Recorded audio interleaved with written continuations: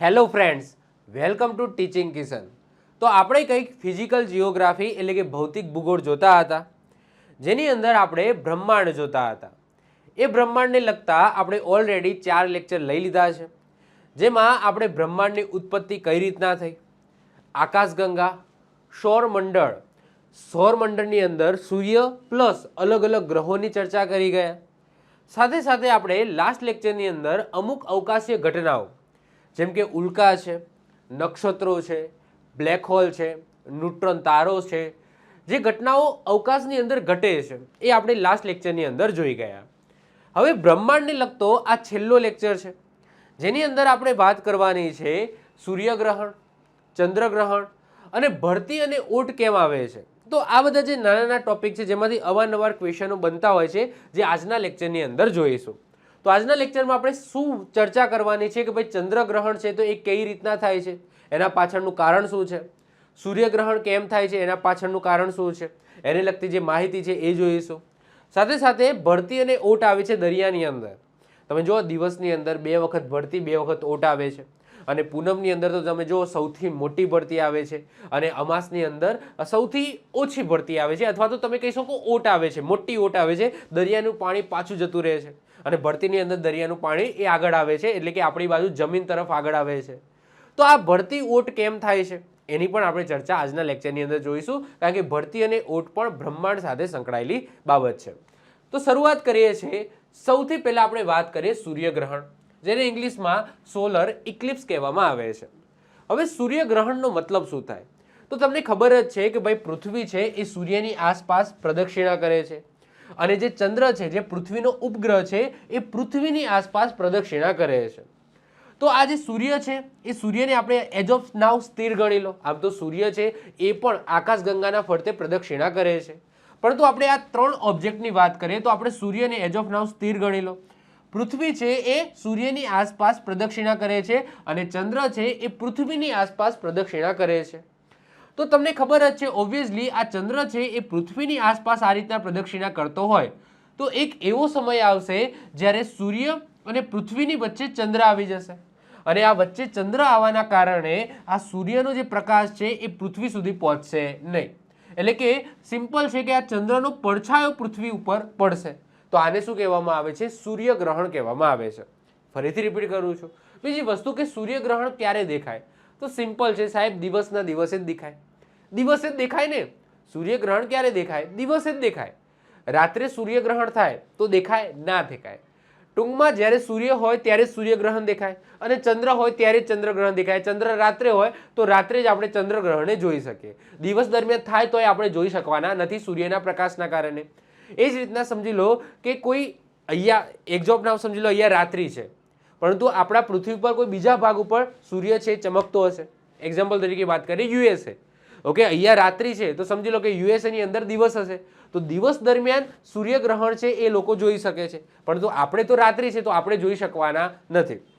બીજી વસ્તુ, સૂર્યગ્રહણ થાય છે તો એવું જરૂરી નથી કે પૃથ્વીના દરેક ભાગ ઉપરથી તમે એ સૂર્યગ્રહણ જોઈ શકો છો, એવું જરૂરી નથી. એક્ઝામ્પલ તરીકે વાત કરીએ કે આ જે સૂર્યગ્રહણ થયું છે, હવે હું પૃથ્વીના આ ભાગ ઉપર છું, ઓકે, અહીંયા અને અહીંયા ક્યાંક છું, તો મને સૂર્યગ્રહણ દેખાશે નહીં. મને સૂર્ય કમ્પ્લીટ દેખાશે આખો, સૂર્યગ્રહણ મને દેખાશે નહીં. પરંતુ હા, સૂર્ય હું અહીંયા આ જગ્યાએ ઊભો છું, ઓકે, પૃથ્વીના આ જગ્યાએ ઊભા છું, તો કમ્પ્લીટ મને સૂર્ય છે એ ચંદ્ર દ્વારા ઢંકાયેલો જોવા મળશે, એટલે કે પૂર્ણ સૂર્યગ્રહણ જોવા મળશે. હું આ જગ્યાએ છું તો મને અપૂર્ણ સૂર્યગ્રહણ જોવા મળશે. હું આ જગ્યાએ છું તો મને અપૂર્ણ સૂર્યગ્રહણ જોવા મળશે. એટલે કે ટૂંકમાં એવું જરૂરી નથી કે જ્યારે સૂર્યગ્રહણ થાય છે તો પૃથ્વીના દરેક ભાગથી આપણને એ સૂર્યગ્રહણ દેખાશે, એવું જરૂરી નથી.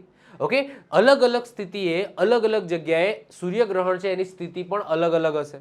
કોઈક જગ્યાએ પૂર્ણ સૂર્યગ્રહણ દેખાશે, કોઈક જગ્યાએ આંશિક સૂર્યગ્રહણ દેખાશે. ઓકે, તો એ ડિપેન્ડ કરે છે કે તમે કઈ જગ્યાએ ઊભા છો. ઓકે, હવે સમજી લો આ બાજુ ઊભા હો તો તમે સૂર્યગ્રહણ જોઈ જ નહીં શકો.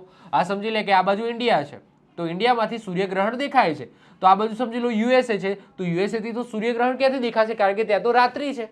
ઓકે, તો ડિપેન્ડ કરે છે કે તમે કઈ જગ્યાએ ઊભા છો અને એ જોઈ રહ્યા છો. ક્લિયર? ચલો, ઓકે, તો આઈ હોપ સો આ વસ્તુ તમને ખ્યાલ આવી ગઈ કે જ્યારે ચંદ્ર છે એ પૃથ્વીની પ્રદક્ષિણા કરતો કરતો સૂર્ય અને પૃથ્વીની વચ્ચે આવી જાય છે તો ત્યારે શું થાય છે? સૂર્યગ્રહણ થાય છે. બીજી વસ્તુ, હવે તમારા માઇન્ડની અંદર ક્વેશ્ચન થાય કે તમને બધાને ખબર છે કે ચંદ્ર છે, આ ચંદ્રને પૃથ્વીનું એક ચક્કર મારતા કેટલો સમય લાગે છે? 27 દિવસનો સમય લાગે છે. કેટલા? નોર્મલી એપ્રોક્સ 27 દિવસનો સમય લાગે છે. એટલા માટે આપણે 27 નક્ષત્રો આપણે જોઈ ગયા હતા, જેમાં મેં કીધું હતું કે ચંદ્ર દરેક દિવસે એક નક્ષત્રની અંદર રહે છે. એટલે કે ટૂંકમાં ચંદ્રને પૃથ્વીની આસપાસ પ્રદક્ષિણા કરતા કેટલો ટાઈમ લાગે છે? 27 દિવસનો ટાઈમ લાગે છે. તો તમારા માઇન્ડની અંદર એક ક્વેશ્ચન ઉદ્ભવતો હશે, તો સાહેબ ચંદ્ર છે એ ફરતો ફરતો ફરતો રોજ ફરે, મતલબ કે રોજ ધીમે ધીમે આગળ વધે છે અને 27 દિવસની અંદર એક ચક્કર પૂર્ણ કરે છે, તો દર 27 દિવસે સૂર્યગ્રહણ કેમ નથી થતું? ક્વેશ્ચન થવો જોઈએ. તો એનું પણ હું આગળ આન્સર આપીશ. હમણાં આપણે આગળ આન્સર હું આનો આપું છું. ક્લિયર? તો આઈ હોપ સો સૂર્યગ્રહણ તમને ખ્યાલ આવી ગયો. હું હમણાં 3D મોડલની અંદર પણ આ વસ્તુ સમજાવું છું. જ્યારે ચંદ્ર પૃથ્વીની આસપાસ ફરતો ફરતો પૃથ્વી અને સૂર્યની વચ્ચે આવી જાય ત્યારે ચંદ્રનો પડછાયાના કારણે સૂર્ય દેખાતો બંધ થઈ જાય, તો આ ઘટનાને સૂર્યગ્રહણ કહેવામાં આવે છે. જ્યોતિષો અને બીજા વિદ્વાનો કહેતા હોય છે કે સૂર્યગ્રહણ છે એને નરી આંખે જોવાય નહીં. સાચી વાત છે. ઓકે, તમારે શું કરવાનું? ડાયરેક્ટ નહીં જોવાનું, એને સનગ્લાસ પહેરો અથવા તો પાણી ભરેલું કોઈ પાત્ર છે એ મૂકો અને એમાં સૂર્યનો પડછાયો જોવો. એ રીતના તમે સૂર્યગ્રહણ છે એ જોઈ શકો છો. જ્યોતિષો એવું પણ માનતા હોય છે, વિદ્વાનો એવું પણ માનતા હોય છે કે ચંદ્રગ્રહણ સૂર્યગ્રહણ છે એ અશુભ માનવામાં આવે છે કોઈ સારા કાર્ય માટે. હા, પરંતુ વૈજ્ઞાનિક કારણ તો આ છે. ઓકે, પૂર્ણ સૂર્યગ્રહણ સમયે પૃથ્વીના પરિઘ ઉપર ડાયમંડ રિંગ અથવા તો હીરક વલયની રચના જોવા મળે છે. જ્યારે પૂર્ણ સૂર્યગ્રહણ થાય છે ત્યારે જો, જેમ કે અહીંયા જે આ ચંદ્ર દેખાય છે, આપણે પૃથ્વી ઉપર એવા ભાગ ઉપર છે જ્યાંથી પૂર્ણ સૂર્યગ્રહણ થાય છે, તો શું થશે? તો આ ચંદ્ર છે એ ધીમે ધીમે ધીમે વધશે અને સમજી લો કે આ સૂર્ય છે એને સંપૂર્ણ ઢાંકી દેશે. જ્યારે સંપૂર્ણ ઢાંકી દેશે ને તો એનો જે બહારનો ભાગ છે ને આ રીતના દેખાશે, ચમકતો દેખાશે. એક્ઝામ્પલ તરીકે વાત કરીએ કે આ સૂર્ય છે, હા સૂર્ય છે. હવે ચંદ્ર છે ધીમે ધીમે આવી ગયો, તો આ રીતના ચંદ્ર છે સંપૂર્ણ આ રીતના આવી ગયો, તો આ જે છે ને આ લાઇટ ચમકતી દેખાશે, એક રિંગ જેવો ભાગ દેખાશે. ઓકે, તો એને હીરક વલય અથવા તો ડાયમંડ રિંગ એવું કહેવામાં આવે છે. ટૂંકમાં એવી રચના થાય છે. સૂર્યગ્રહણ હંમેશા અમાસના દિવસે થાય છે. સૂર્યગ્રહણ યાદ રાખજો, હંમેશા અમાસના દિવસે થાય છે, પરંતુ દરેક અમાસના દિવસે સૂર્યગ્રહણ નથી થતું. સમજો હું શું કહેવા માંગુ છું? સૂર્યગ્રહણ જ્યારે પણ થશે એ દિવસ અમાસ હશે, એટલું યાદ રાખો. કેમ એવું? એનું જો કારણ છે સિમ્પલ. આ સૂર્ય છે, આ પૃથ્વી છે અને આ ચંદ્ર છે. તો ઓબ્વિયસલી જ્યારે સૂર્ય છે એ સૂર્યનો પ્રકાશ, તમને ખબર છે કે આ ચંદ્રને પોતાનો પ્રકાશ નથી, એ સૂર્યના પ્રકાશના કારણે ચમકતો દેખાય છે. આપણને રાત્રે જે ચંદ્ર દેખાય છે, ચંદ્રને પોતાનો પ્રકાશ નથી, સૂર્યનો પ્રકાશ એના ઉપર પડે છે અને રિફ્લેક્ટ થઈને આપણા પૃથ્વી ઉપર પડે છે, એટલે આપણને ચંદ્ર છે એ ચમકતો દેખાય છે. કેટલું પરાવર્તિત કરે છે? 7%. 100% માની લો કે 100% પ્રકાશ છે એ ચંદ્ર ઉપર પડે છે, તો એમાંથી 7% રિફ્લેક્ટ થઈને પૃથ્વી ઉપર આવે છે એ પ્રકાશ. ઓકે, તો જ્યારે પણ આ ચંદ્ર છે ને અહીંયા જો પૂનમ ક્યારે હશે? જ્યારે આ ચંદ્ર આ બાજુ હોય ને ત્યારે પૂનમ હોય. જો હું તમને પેનથી સારી રીતના સમજાવું. આપણને પૂનમ કેમ દેખાય? જો ચંદ્ર જ્યારે અહીંયા હશે ને અહીંયા, તો એનો મતલબ સૂર્યનો પ્રકાશ સારો એવો પડતો હશે આના ઉપર. ઓકે, સારો એટલે આખો પડતો હશે, ત્યારે પૃથ્વી ઉપરથી ચંદ્ર છે એ આખો દેખાતો હોય. પરંતુ આમ જેમ જેમ ફરતો અહીંયા આવે છે, એનો મતલબ શું કે આ ભાગ ચમકતો છે. જો અહીંયાથી તમે જોઈ લો ને, ક્લિયર જ છે કે ચંદ્ર છે, ચંદ્રનો સૂર્ય બાજુનો ભાગ ચમકતો હશે, પરંતુ ચંદ્રની વિરુદ્ધ દિશા જે પૃથ્વી તરફ આવેલી છે એ ભાગ ઉપર તમને દેખાય છે ચમકતો નથી. કેમ? કારણ કે એના ઉપર સૂર્યનો પ્રકાશ પડતો નથી. એનો મતલબ શું કે પૃથ્વી ઉપરથી જોતા એ ચંદ્ર ઉપર શું હશે? ચંદ્ર કેવો દેખાશે? અંધારમાં, એટલે કે અમાસ દેખાશે. પૂનમ હવે અમાસ કેમ થાય છે હું આગળ કોન્સેપ્ટ આ સમજાવું છું કે કઈ રીતના પૂનમ થાય છે, કઈ રીતના અમાસ થાય છે, આગળ હું 3D મોડલથી સમજાવું છું. પરંતુ સિમ્પલ છે કે જ્યારે હું પૃથ્વી ઉપરથી તમે જોવો છો આને, તો ચંદ્ર અહીંયા દેખાય છે, અંધારો દેખાય, આ ભાગ અંધારો છે. કેમ? કારણ કે સૂર્યની વિરુદ્ધ દિશામાં છે. એનો મતલબ શું કે અહીંયા અમાસ છે, પૃથ્વી પર શું છે? અમાસ છે. એટલે કે ટૂંકમાં જ્યારે પણ સૂર્યગ્રહણ થશે એ હંમેશા અમાસના દિવસે જ થશે. કેમ થાય છે હું હમણાં 3D મોડલમાં પણ સમજાવી દઉં છું. ક્લિયર છે? અને જ્યારે પણ ચંદ્રગ્રહણ થશે તો એ હંમેશા પૂનમના દિવસે થશે. ફરીથી રિપીટ કરું છું, સૂર્યગ્રહણ થશે તો એ હંમેશા અમાસના દિવસે જ થશે. અમાસ હશે ત્યારે જ સૂર્યગ્રહણ હશે, ત્યારે જ સૂર્યગ્રહણ હશે, પરંતુ દરેક અમાસે સૂર્યગ્રહણ નહીં થાય.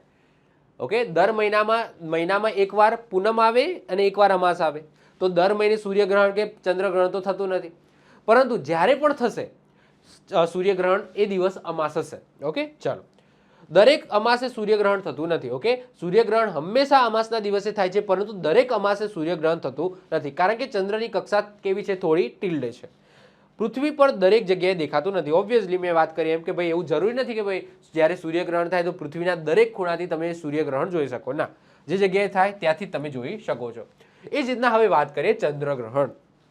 સિમ્પલ છે આ કોન્સેપ્ટ કે ભાઈ ચંદ્ર છે એ ફરતો ફરતો જુઓ પૃથ્વી અને સૂર્યની વચ્ચે આવી જાય તો સૂર્યગ્રહણ થાય, પરંતુ એ ફરતો ફરતો જ્યારે એની વિરુદ્ધ દિશામાં હોય, સૂર્યની વિરુદ્ધ દિશામાં હોય, આ સાઈડ હોય, ફરતો ફરતો અહીંયા આવે, ત્યારે સૂર્યનો પ્રકાશ, ઓકે, સૂર્ય અને ચંદ્રની વચ્ચે શું આવી ગયું? પૃથ્વી આવી ગઈ. એના કારણે સૂર્યનો પ્રકાશ એ ચંદ્ર ઉપર પડતો નથી, એટલે કે ચંદ્ર ઉપર પૃથ્વીનો પડછાયો પડે છે. તો આ જે ઘટના છે એને શું કહેવામાં આવે? ચંદ્રગ્રહણ કહેવામાં આવે છે. ફરીથી રિપીટ કરું છું કે તમને ખબર છે કે ચંદ્ર છે એ આ રીતના રોટેટ કરે છે, પૃથ્વીનું રોટેટ કરે છે. રોટેટ કરતો કરતો અહીંયા આવી જાય, બંનેની વચ્ચે આવી જાય તો શું થાય? સૂર્યગ્રહણ થાય. એનો મતલબ કે સૂર્યનો પ્રકાશ છે એ પૃથ્વી સુધી નથી પહોંચતો, ચંદ્રનો પડછાયો પડે છે, તો આને સૂર્યગ્રહણ કહેવામાં આવે. ચંદ્રગ્રહણની અંદર શું થશે? ચંદ્રગ્રહણની અંદર આ ચંદ્ર જ્યારે આ બાજુ હશે અને સૂર્યનો પ્રકાશ છે એ ચંદ્ર ઉપર નહીં પડે. કેમ? કારણ કે વચ્ચે પૃથ્વી આવી ગઈ. વચ્ચે શું આવી ગઈ? પૃથ્વી આવી ગઈ, અને આ પૃથ્વીનો પડછાયો ચંદ્ર ઉપર પડશે.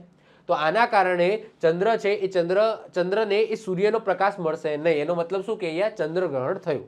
ક્લિયર? કોન્સેપ્ટ ક્લિયર છે? ઓકે, જ્યારે સૂર્ય અને ચંદ્રની વચ્ચે પૃથ્વી આવી જાય ત્યારે સૂર્યના પ્રકાશના બદલે પૃથ્વીનો પડછાયો ચંદ્ર ઉપર પડે છે, જેનાથી ઓકે પડે છે, જેનાથી ચંદ્ર પર આંશિક કે પૂર્ણ અંધારું થઈ જાય છે, જેને ચંદ્રગ્રહણ કહેવામાં આવે છે. ચંદ્રગ્રહણ હંમેશા પૂનમના દિવસે થાય. કેમ? કારણ કે ચંદ્ર આ બાજુ છે. ઓકે, આ તો પૃથ્વી વચ્ચે આવી ગઈ એટલે, બાકી એનું રોટેશન આ રીતના છે. ઓકે, ચંદ્રનું રોટેશન આ રીતના છે.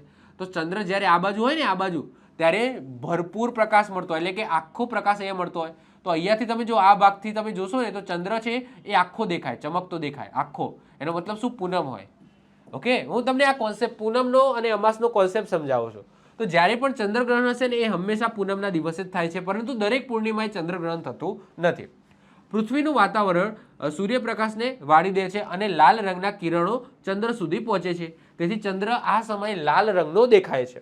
તે પૃથ્વીના મોટા ભાગમાં દેખાઈ શકે છે અને સૂર્યગ્રહણ કરતાં લાંબા સમય સુધી જોવા મળે છે. ઓબ્વિયસલી સૂર્યગ્રહણ છે બહુ ટૂંકા સમય માટે જોવા મળે.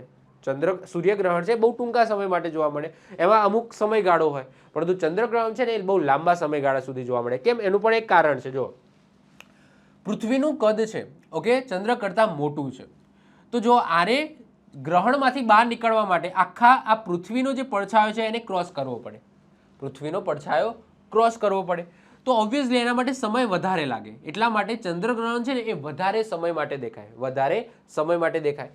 જ્યારે આ જે તમે જોશો ને કે આ ચંદ્ર જ્યારે અહીંયા હોય અને ચંદ્ર અને પૃથ્વીનું, ચંદ્ર અને સૂર્યનું ડિસ્ટન્સ બહુ વધારે છે, આ ડિસ્ટન્સ બહુ ઓછું છે, આ ડિસ્ટન્સ બહુ ઓછું છે, એટલા માટે વધારે સમય લેશે.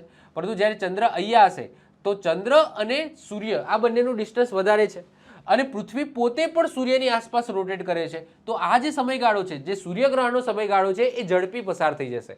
તો એ અમુક કલાકો માટે જ જોવા મળે છે સૂર્યગ્રહણ. જ્યારે ચંદ્રગ્રહણ છે એ તમને વધારે સમય માટે, એઝ કમ્પેર ટુ સૂર્યગ્રહણ કરતાં વધારે સમય સુધી તમને ચંદ્રગ્રહણ જોઈ શકો છો. અને તમે જોશો કે જ્યારે ચંદ્રગ્રહણ હશે ત્યારે એ લાલ રંગનો દેખાશે. કેમ? કારણ કે આ પૃથ્વી છે, પૃથ્વી ઉપર આ સૂર્યનો પ્રકાશ પડે છે અને થોડો પરાવર્તિત થઈને એ ચંદ્ર ઉપર પડે છે, એટલે લાલાશ પડતો થોડો દેખાય છે જ્યારે ચંદ્રગ્રહણ થાય છે ત્યારે. ચંદ્ર ક્લિયર છે?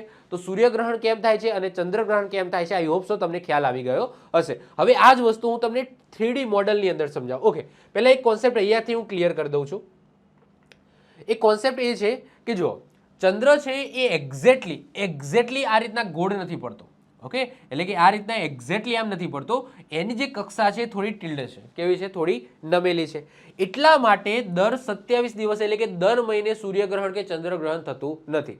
જો એક્ઝેક્ટલી એક જ લાઈનમાં ફરતો હોય, એની કક્ષા જો આ રીતના હોત, ઓકે, તો આપણને દર મહિને એકવાર સૂર્યગ્રહણ અને એકવાર ચંદ્રગ્રહણ જોવા મળે દર મહિને, કારણ કે 27 દિવસની અંદર રોટેટ કરે છે. ઓકે, આ રીતના એક ચક્કર મારતા ચંદ્રને પૃથ્વીનું આ રીતના એક ચક્કર મારતા 27 દિવસનો સમય લાગે છે. તો 27 દિવસની અંદર એક વખત તો ચંદ્ર અહીંયા આવવાનો અને એક વખત અહીંયા આવવાનો. એનો મતલબ શું, જ્યારે અહીંયા આવશે ત્યારે સૂર્યગ્રહણ, અહીંયા આવશે ત્યારે ચંદ્રગ્રહણ. પરંતુ આપણને દર તમે જો દર મહિને જોવા નથી મળતું, દર 6 મહિને જોવા મળે છે. એટલે કે વર્ષની અંદર 2 વખત સૂર્યગ્રહણ આવે છે અને 2 વખત ચંદ્રગ્રહણ આવે છે. અને સૂર્યગ્રહણ અને ચંદ્રગ્રહણ વચ્ચે કેટલો સમયગાળો હોય છે, તો અંદાજિત 2 અઠવાડિયા એટલે કે 14 દિવસ 15 દિવસનો સમયગાળો હોય છે. આ ટાઈમ છે એ ખાસ યાદ રાખજો. એક્ઝામની અંદર પૂછાય કે વર્ષમાં કેટલી વખત ચંદ્રગ્રહણ થાય, કેટલી વખત સૂર્યગ્રહણ થાય, તો એક વર્ષમાં 2 વખત સૂર્યગ્રહણ થાય અને 2 વખત ચંદ્રગ્રહણ થાય. એટલે કે 2 ચંદ્રગ્રહણ વચ્ચેનો અને 2 સૂર્યગ્રહણ વચ્ચેનો સમયગાળો 6 મહિનાનો હોય. 2 વખત ચંદ્રગ્રહણ થયું તો એ બંને વચ્ચેનો સમયગાળો 6 મહિનાનો હશે અને 2 વખત સૂર્યગ્રહણ થયું તો અંદાજિત સમયગાળો 6 મહિનાનો હશે. પરંતુ સૂર્યગ્રહણ અને ચંદ્રગ્રહણ વચ્ચેનો સમયગાળો કેટલો હશે, તો જો સૂર્યગ્રહણ થયું તો એના 14-15 દિવસ પછી ચંદ્રગ્રહણ જોવા મળશે અને ચંદ્રગ્રહણ થયું તો એના 14-15 દિવસ પછી તમને સૂર્યગ્રહણ જોવા મળશે. તો આ કોન્સેપ્ટ છે, યાદ રાખજો. અને એના પાછળનું કારણ એ છે કે આ જે ચંદ્ર છે, ચંદ્રની જે પ્રદક્ષિણા પથ છે, ઓકે, પૃથ્વીનો એ થોડો ઢીલ છે, થોડો નમેલો છે. એટલા માટે એવું જરૂરી નથી અને એક્ઝેક્ટલી આ રીતના પણ નથી પડતો. એની પ્રદક્ષિણા આ રીતના છે. ઓકે, આ રીતના છે. હું તમને બતાવું એની પ્રદક્ષિણા પથ એક્ઝેક્ટલી હું તમને 3D મોડલની અંદર બતાવું એટલે તમને આ કોન્સેપ્ટ છે આખો ક્લિયર થઈ જાય. ચાલો, ઓકે, તમે હવે એનો પ્રદક્ષિણા પથ જુઓ. ઓકે, હવે અહીંયાથી ધ્યાનથી સમજો, બંને વસ્તુ સમજાવું છું.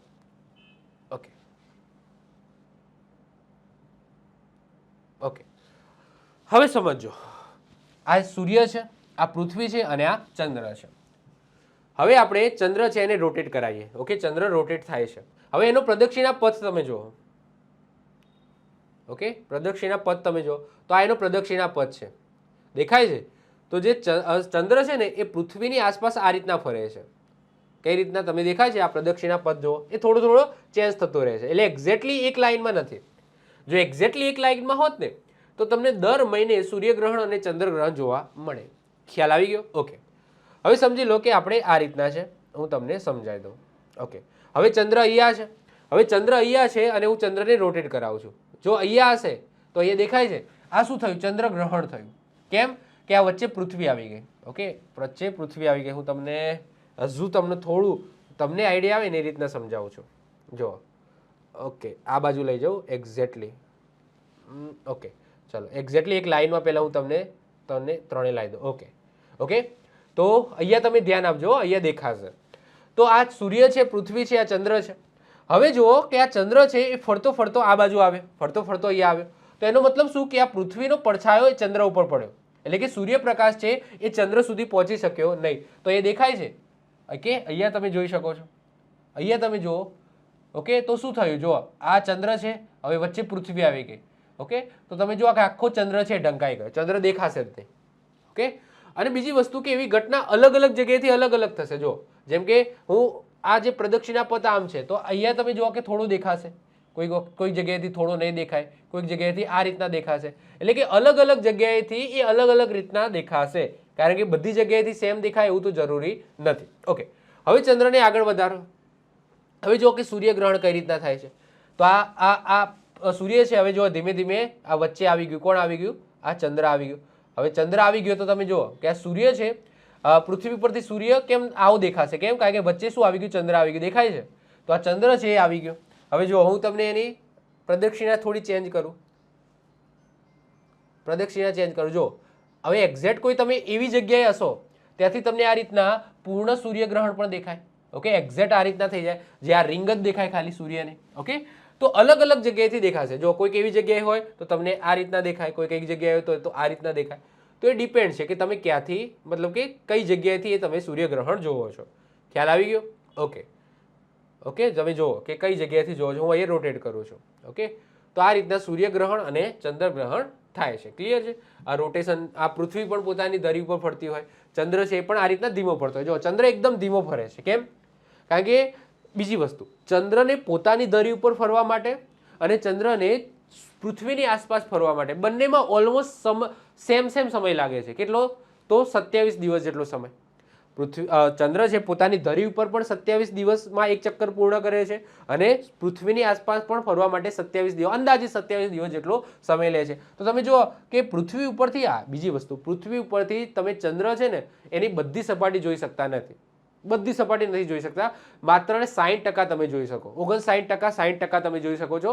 40% એવી ભૂમિ ભાગ છે જે પૃથ્વી ઉપરથી તમે જોઈ જ ના શકો. કેમ? કારણ કે એ રીતના ચંદ્ર અને પૃથ્વીનું એ રીતના રોટેશન સેટ થઈ ગયું છે, જેનાથી તમે પૃથ્વી ઉપરથી ચંદ્રની માત્ર 60% સપાટી જોઈ શકો છો. એટલે જ કહેવાય છે કે પેલું આપણે મિશન મોકલ્યું હતું, દક્ષિણ ધ્રુવ પર ઉતાર્યું હતું, કારણ કે આપણે દક્ષિણ ધ્રુવ છે એ જોઈ જ નથી શકતા ચંદ્રનો.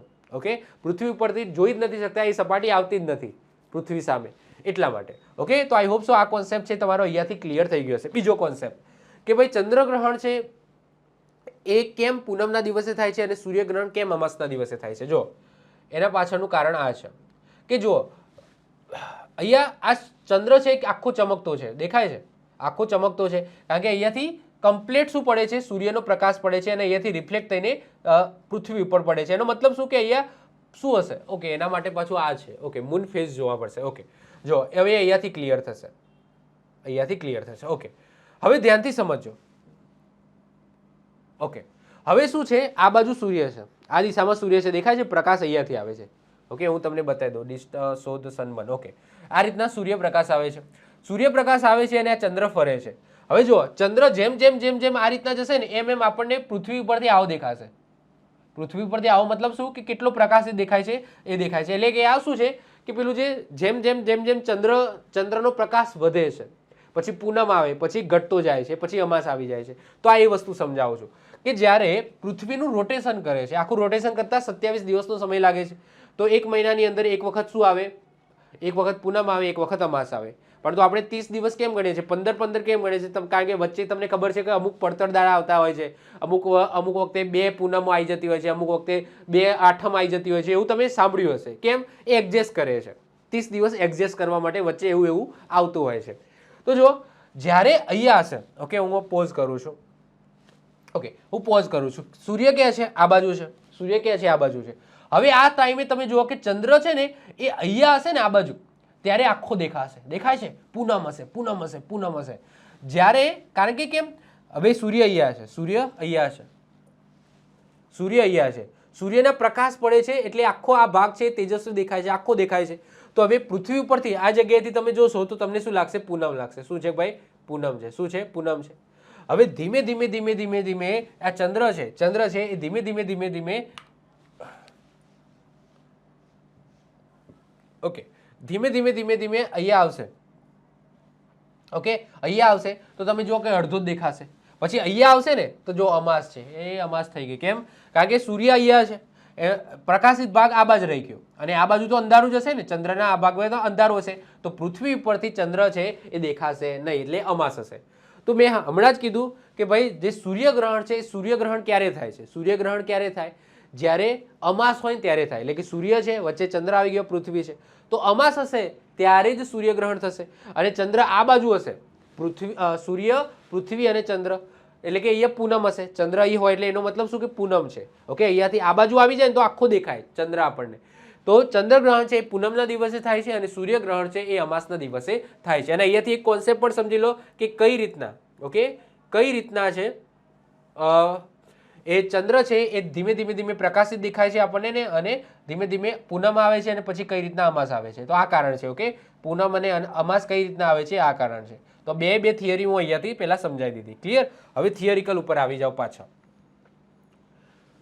તો સૂર્યગ્રહણ, ચંદ્રગ્રહણ કેમ થાય છે તમને ખ્યાલ આવી ગયો. ઓકે, હવે પૂનમ અને અમાસ કેમ થાય છે એ પણ મેં તમને 3D મોડલની અંદર સમજાવી દીધું. દેખ્યું? આ જ વસ્તુ મેં સમજાવ્યું 3D મોડલની અંદર. અહીંયા સૂર્ય છે, અહીંયા ચંદ્ર છે, જેમ જેમ જેમ જેમ અહીંયા આવશે, આમ આમ રોટેટ કરશે, અહીંયા આવશે, એમ એમ ધીમે ધીમે ચંદ્ર છે, ચંદ્રનો પ્રકાશ વધતો જશે. એટલે કે ચંદ્ર ધીમે ધીમે વધતો જશે.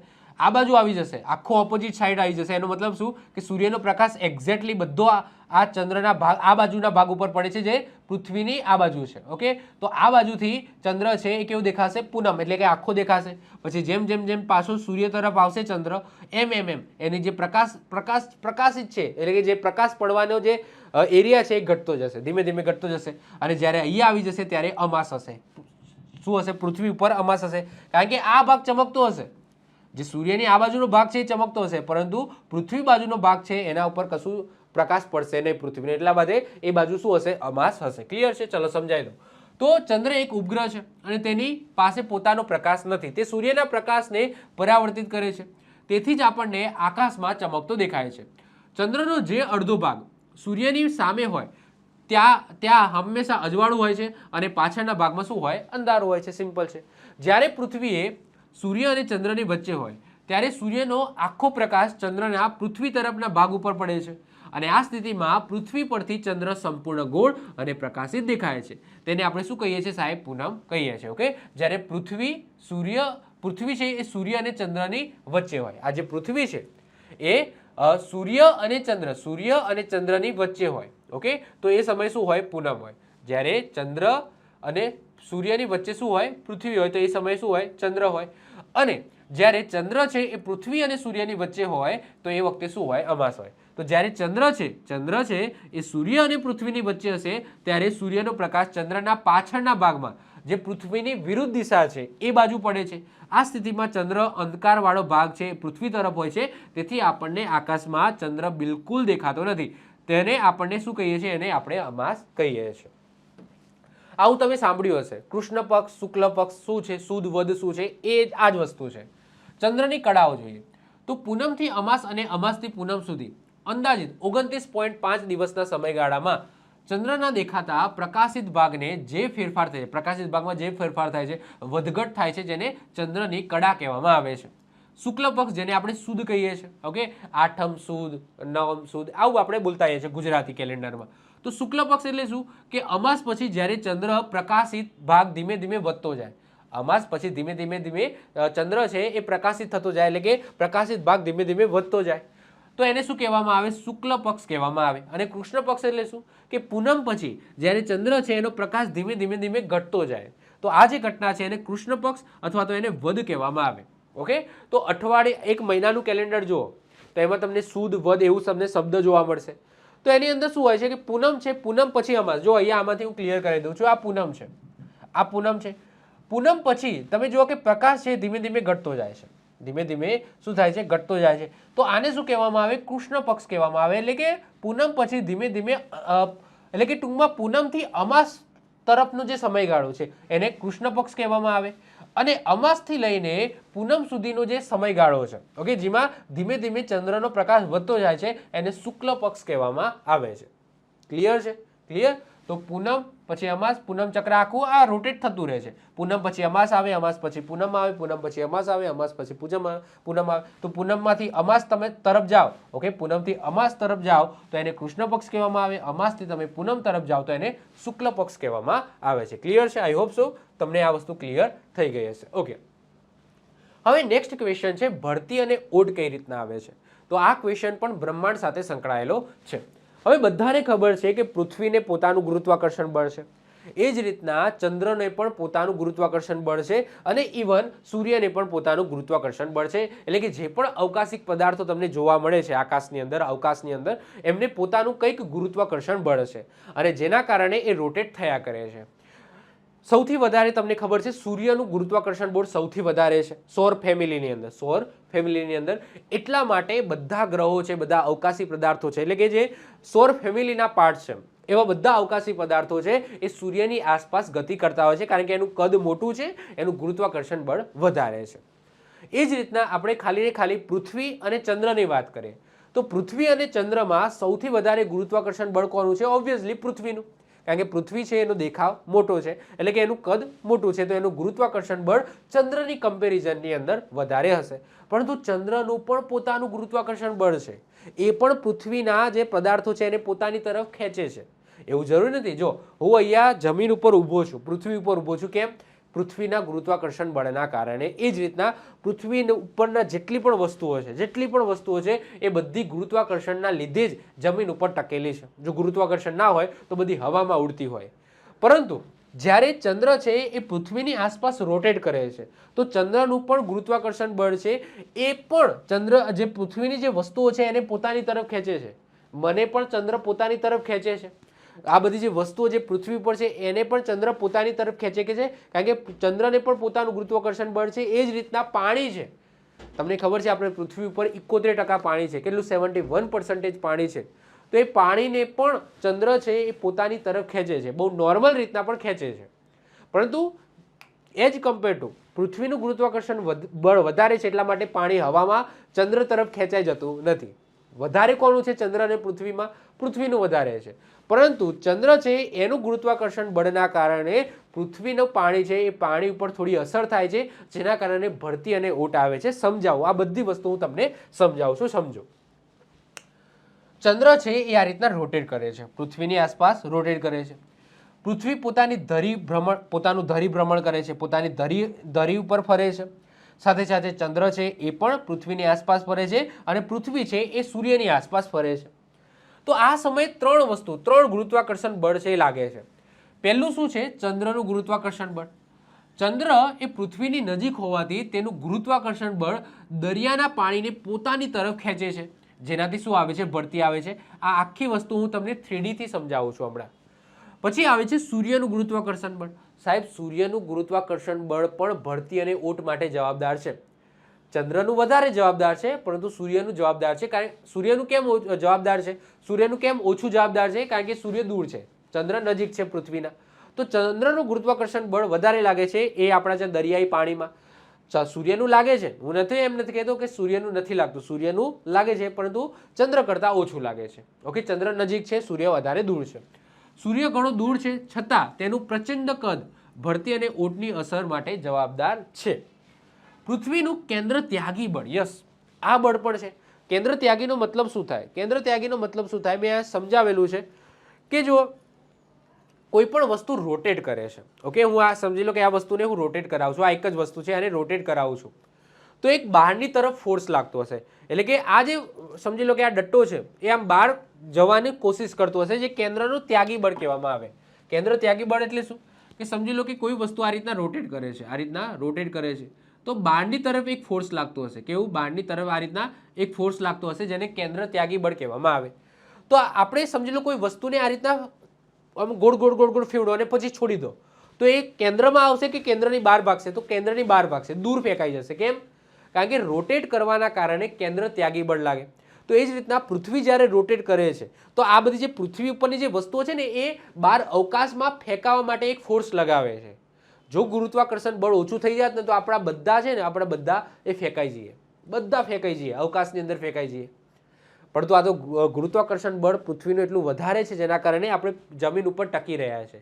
બાકી કોઈ વસ્તુ આ રીતના રોટેટ થતી હોય, જેમ પૃથ્વી રોટેટ થતી હોય તો આ બધી વસ્તુ બહાર ફેંકાઈ જાય. શું થાય? બહાર ફેંકાઈ જાય. પરંતુ ગુરુત્વાકર્ષણ બળ છે વધારે છે એટલા માટે આપણે અહીંયા જમીન ઉપર ટકી રહ્યા છે. ટીમમાં તો પૃથ્વીનું કેન્દ્ર ત્યાગી પણ બળ છે, કારણ કે એ રોટેટ કરે છે. તો પૃથ્વી પોતાની ધરી પર ફરે છે, જેના કારણે પાણી બહારની તરફ ફેંકાય છે, જે બીજી તરફ પણ ભરતી લાવવા માટે જવાબદાર છે. ઓકે, બહારની તરફ ફેંકાય છે એટલા માટે. સામાન્ય રીતે દિવસની અંદર 2 વાર ભરતી અને 2 વાર ઓટ આવે. હવે તમને કઈ રીતના ખબર પડે કેમ 2 વાર ભરતી અને 2 વાર ઓટ આવે છે એક દિવસમાં, એ સમજાવું છું હમણાં.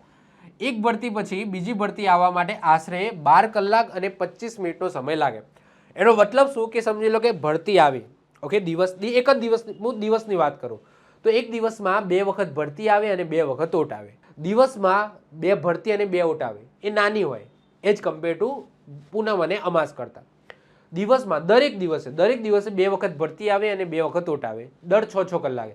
એટલે કે સમજી લો ભરતી આવી, ઓકે, એજ ઓફ નાવ ભરતી આવી, હાલ ભરતી આવી તો એના 6 કલાક પછી ઓટ આવશે, એના 6 કલાક પછી ભરતી આવશે, એના 6 કલાક પછી શું આવશે? ઓટ આવશે. 6 ચોક 24.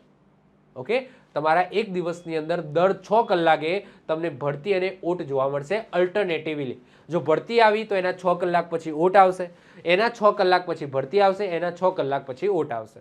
એવું કેમ થાય છે સમજો. ઓકે, હું તમને સમજાવું. ઓકે, એ વસ્તુ સમજાવું. ઓકે, ચલો હવે ધ્યાનથી સમજજો. હવે ધ્યાનથી સમજજો. આ આપણી પૃથ્વી છે અને આ ચંદ્ર છે.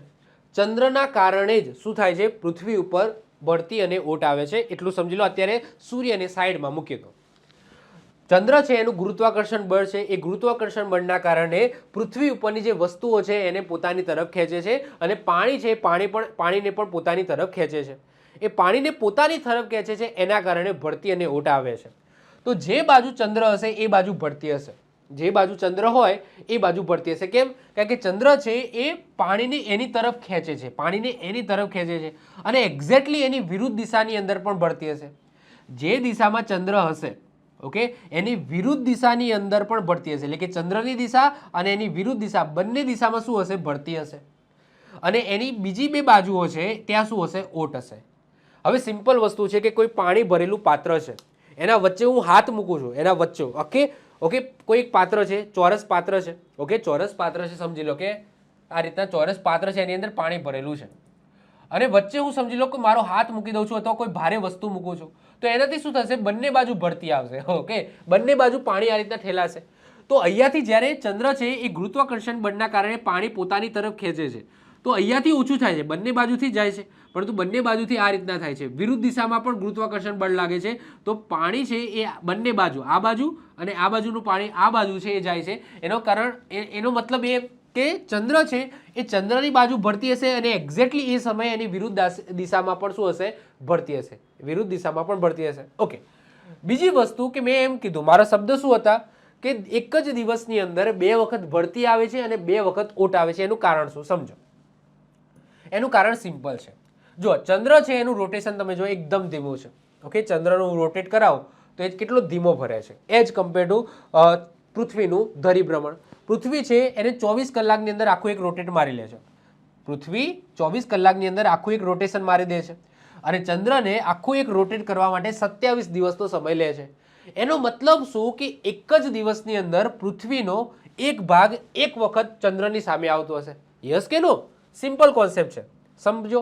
આ પોઈન્ટ છે, આ પોઈન્ટ છે, ઓકે, આ પોઈન્ટ છે, આ પોઈન્ટ છે. એટલે કે ટૂંકમાં આખા પૃથ્વીનો દરેક ભાગ એક વખત, તો કારણ કે 24 કલાક લે છે ને, 24 કલાકની અંદર પૃથ્વી આખી એક વખત રોટેટ થઈ જાય છે, આખી એક વખત રોટેટ થઈ જાય છે. એનો મતલબ પૃથ્વીનો દરેક પોઈન્ટ દિવસમાં એક વખત ચંદ્રની સામે આવશે. એટલું તો તમે માનો છો ને? કારણ કે ચંદ્ર એક આખું રોટેટ મારી દે છે 24 કલાકમાં, તો એક વખત તો આ ભાગ પોઈન્ટ ઉપર આવશે. તો એક વખત પોઈન્ટ ઉપર આવશે અને એક વખત એની વિરુદ્ધ દિશામાં આવશે. દિવસમાં એક વખત એની દિશામાં, ચંદ્રની દિશામાં, અને એક વખત એની એક્ઝેક્ટલી વિરુદ્ધ દિશામાં. ઓકે, તો દિવસમાં બે વખત ત્યાં ભરતી આવશે. એક્ઝામ્પલ તરીકે વાત કરું કે અહીંયા સમજી લો ભરતી આવી. ઓકે, ચંદ્રની દિશામાં આ ભાગ છે, આપણે આ મેં કીધું ને, સમજી લો કે આ ભાગ ઉપર ભરતી આવી. કેમ? કારણ કે ચંદ્રની દિશામાં છે, એટલા માટે અહીંયાથી પાણી ખેંચાયું તો અહીંયા ભરતી આવી. હવે જ્યારે આ ભાગ રોટેટ થશે, ઓકે, રોટેટ થશે અને અહીંયા આવશે, આ જે ભાગ છે અહીંયા આવી જશે, તો આ જગ્યાએ પણ ફરી ભરતી આવશે. કેમ ભરતી આવી? કારણ કે એની વિરુદ્ધ દિશામાં, જો અહીંયાથી ભરતી આવી છે તો એની વિરુદ્ધ દિશામાં પણ ભરતી આવે છે. તો જ્યારે આ ભાગ અહીંયા આવશે, આ ભાગ જ્યારે અહીંયા આવશે તો ફરી ભરતી આવશે. એટલે કે એક જગ્યા ઉપર બે વખત ભરતી આવે એક દિવસમાં. એના પાછળનો કોન્સેપ્ટ આ છે. એક વખત જ્યારે ચંદ્રની સામે હશે અને એક વખત જ્યારે એ ચંદ્રની વિરુદ્ધ દિશામાં હશે. એટલે કે આ પોઈન્ટ છે એ અહીંયા આવતા કેટલો ટાઈમ લાવશે? તો 12 કલાકનો સમય લાગે, 12 કલાક. ઓકે, એક્ઝામ્પલ તરીકે વાત કરીએ. ચલો હું એક એક્ઝામ્પલ લઈ લઉં. ઓકે, એક્ઝામ્પલ તરીકે હું વાત કરું કે 1 વાગ્યા છે. ઓકે, બપોરનો 1 વાગ્યો છે, બપોરનો 1 વાગ્યો છે અને આપણું ઇન્ડિયા છે, ઇન્ડિયાનું આપણું ગુજરાત છે. બપોરના 1 વાગે આપણું ગુજરાત છે એ ચંદ્ર છે એ ચંદ્રની દિશામાં છે, એક્ઝેક્ટલી ચંદ્રની દિશામાં છે. જે આપણું ચંદ્ર છે એની ઉપર છે આપણું ગુજરાત. તો અહીંયા ગુજરાત ઉપર શું આવશે? ગુજરાતમાં જે પાણી છે, દરિયા કિનારો છે, ત્યાં ભરતી આવશે. ક્લિયર છે? ભરતી આવશે. હવે પૃથ્વી છે એ રોટેટ કરે છે, પૃથ્વી રોટેટ કરે છે, 24 કલાકની અંદર આખું ચક્કર મારી લે છે. તો 12 કલાક પછી આ ગુજરાત ક્યાં હશે? એક્ઝેક્ટલી એની વિરુદ્ધ દિશામાં હશે.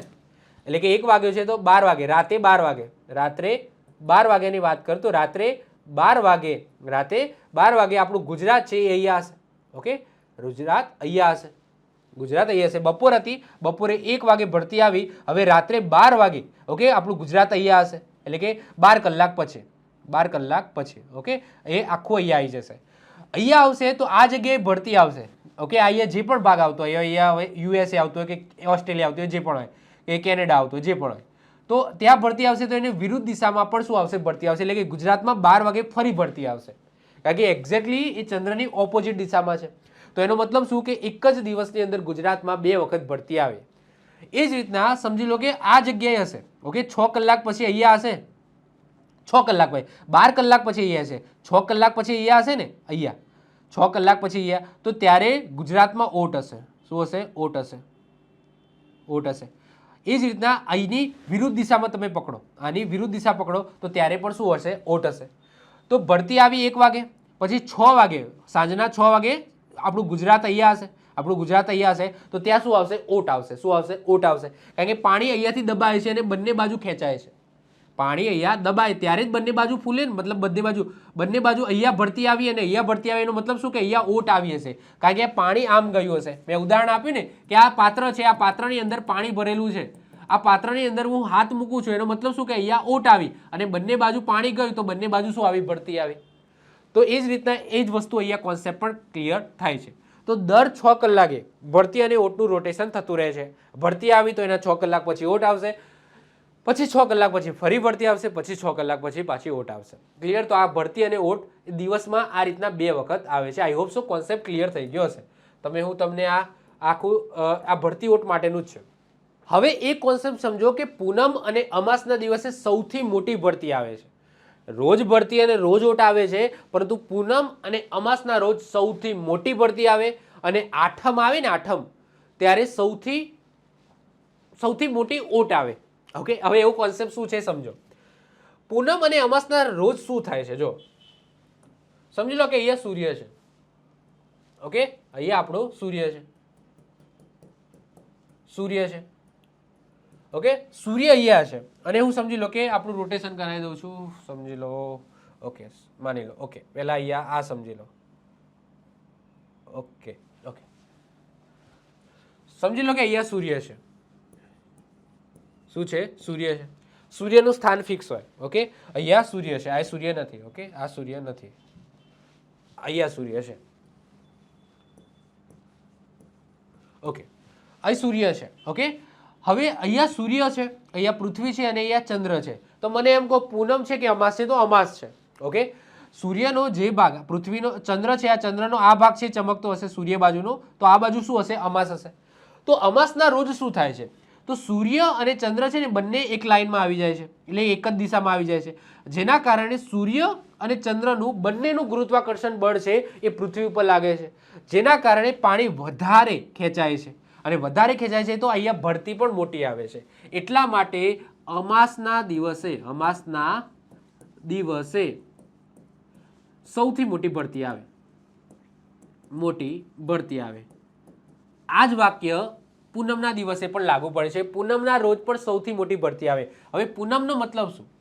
પૂનમનો મતલબ શું કે ચંદ્ર છે ને ફરતો ફરતો અહીંયા આવી ગયો. ઓકે, પૂનમનો મતલબ શું કે ચંદ્ર છે એ ફરતો ફરતો અહીંયા આવી ગયો. ઓકે, હવે સમજો.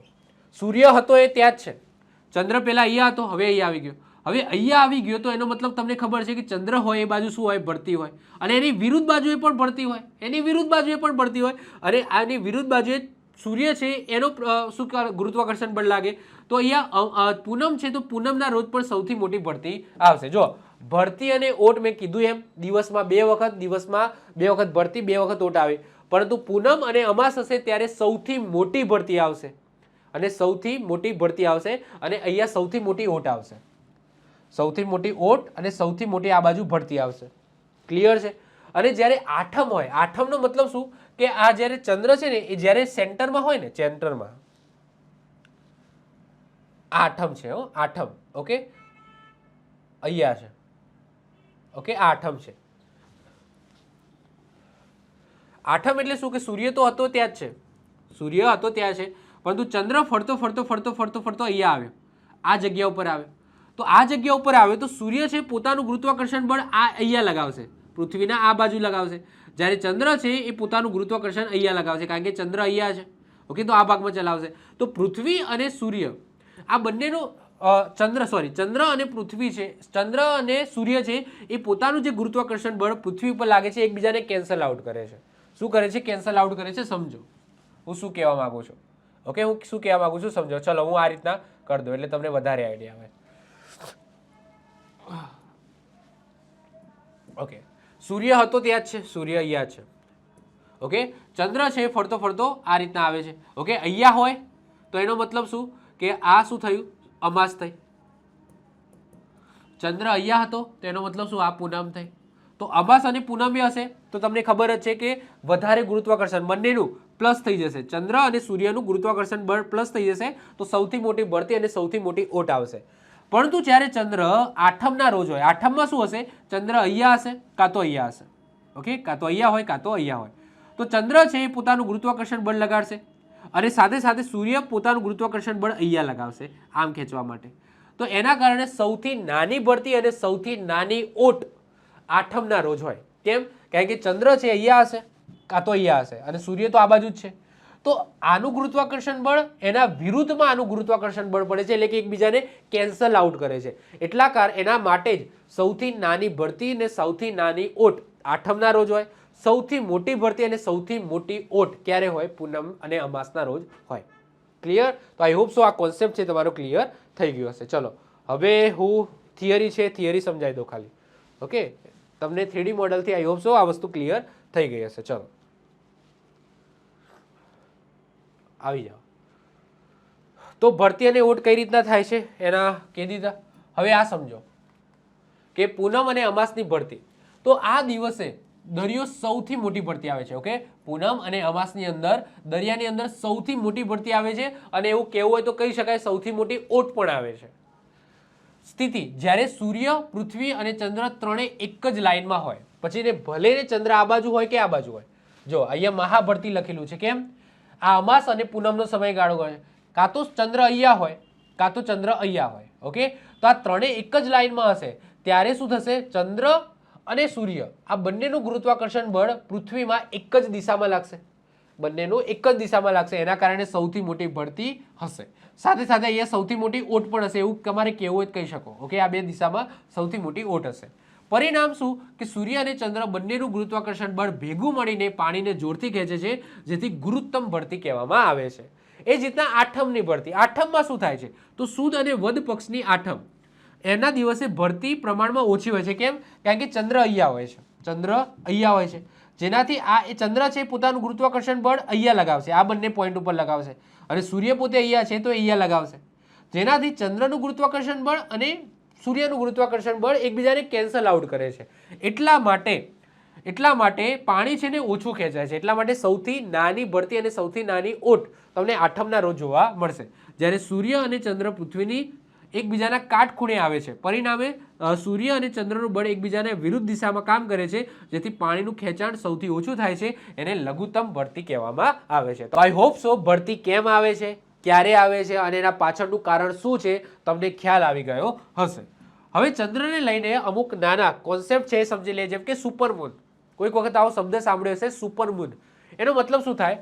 તો જ્યારે ચંદ્ર પૃથ્વીની આસપાસ એકદમ ગોળ નહીં પરંતુ લંબગોળ કક્ષામાં ફરે છે, બધાને ખબર છે.